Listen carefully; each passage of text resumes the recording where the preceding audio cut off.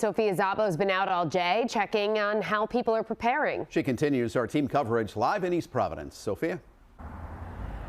Well, Mike and Shannon, this snow is set to touch everybody in our area in one way or another. While the Rhode Island Department of Transportation is making plans to head out into that storm, others are making plans to hunker down.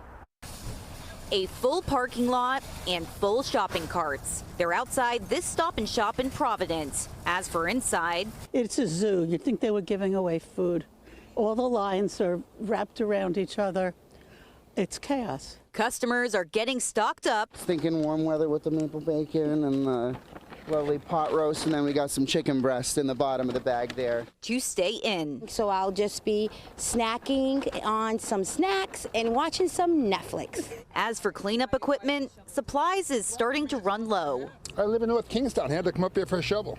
Why did you have to come up here for? They're out of shovels. Everyone's out of shovels. RIDOT Director Peter Alvidi says crews will be out early cleaning up the storm. We'll try and keep ahead of it, but there may be a time during this particular storm that the snow is coming down faster than we can keep it cleared.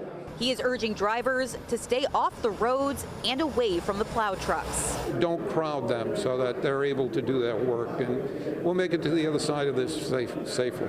While they do their final preps, Rhode Islanders are looking forward to a snowy Sunday in with a Patriots game on. Yes, we got this in the bag. They came a long way. Go Pats! Yep, go Pats indeed. Now, in addition to the snow, our area is also going to be seeing freezing temperatures like Tony mentioned. Now, AAA says this could impact your car's battery, tires, and fuel lines, so they recommend keeping an eye on that over the next week. For now, we're live in East Providence. Sophia Szabo, 12 News.